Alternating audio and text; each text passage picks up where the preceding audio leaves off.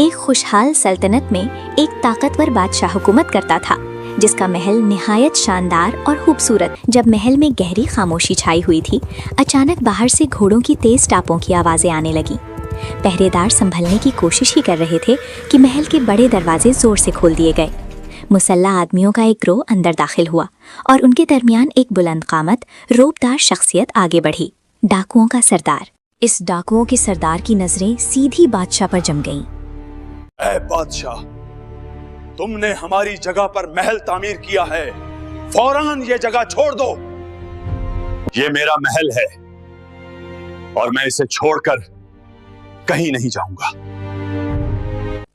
اگر تم محل نہیں چھوڑو گے تو تمہیں وہ دینا ہوگا جو ہم مانیں گے۔ بادشاہ نے اپنی انا کے زیر اثر آ کر کہا، مجھے منظور ہے۔ وقت گزرتا گیا اور بادشاہ اس وعدے کو بھول گیا۔ کچھ عرصے بعد محل میں خوشیوں کی خبر آئی۔ بادشاہ کے ہاں ایک بیٹی پیدا ہوئی۔ اس کا نام رکھا گیا شہزادی الینا۔ وہ چاند کی طرح روشن تھا، مگر ایک کمی تھی، وہ بول نہیں سکتی تھی۔ شہزادی الینا کی خاموشی اس کی قسمت بن گئی تھی۔ اس کی 18ویں سالگرہ کے موقع پر محل کو نہایت خوبصورتی سے سجایا گیا۔ مہمان خوشی میں مصروف تھے کہ اچانک محل کے باہر ہلچل مچ گئی۔ گھوڑوں کی آوازیں، سپاہیوں کی چیخیں اور پھر دروازے زبردستی کھول دیے گئے۔ ڈاکوؤں کا وہی سردار اندر داخل ہوا۔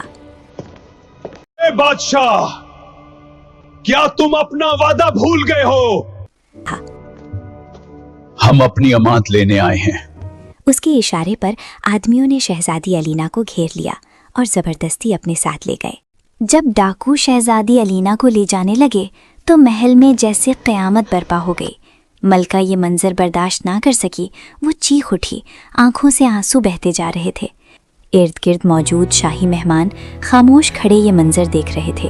کسی میں اتنی ہمت نہ تھی کہ کچھ کہہ سکے۔ نے پر پہنچ کر انہوں نے شہزادی کو ایک لوہے کی سلاخوں والی جیل میں قید کر دیا جس کے باہر سخت پہرا تھا۔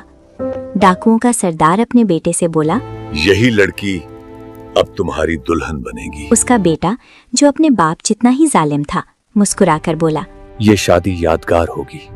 بہادر شہزادہ ازلان اس سلطنت میں آیا۔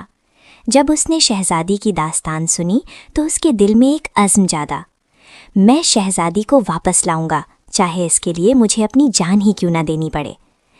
کئی دنوں کی تلاش کے بعد وہ ڈاکوؤں کے ٹھکانے تک پہنچ گیا۔ رات کی تاریکی میں جب شادی کی تیاریاں اپنے عروج پر تھیں، شہزادہ ازلان خاموشی سے اندر داخل ہوا۔ اس نے چالاکی سے پہرے داروں کو چکما دیا اور آخرکار جیل تک پہنچ گیا جہاں شہزادی قید تھی۔ ازلان نے آہستہ سے کہا، میں تمہیں یہاں سے نکالنے آیا ہوں۔ شہزادی نے خاموشی سے سر ہلا دیا۔ جیسے ہی وہ باہر نکلنے لگے، اچانک شور مچ گیا اور ڈاکوؤں نے انہیں دیکھ لیا۔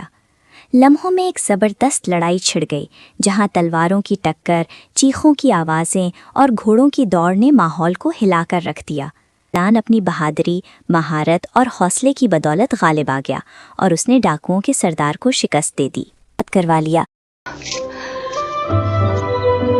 اور اسے لے کر محل واپس روانہ ہو گیا۔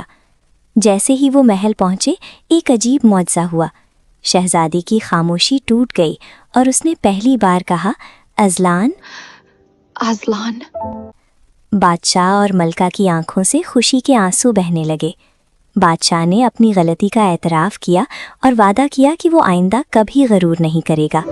جلد ہی شہزادہ ازلان اور شہزادی الینا کی شادی ہو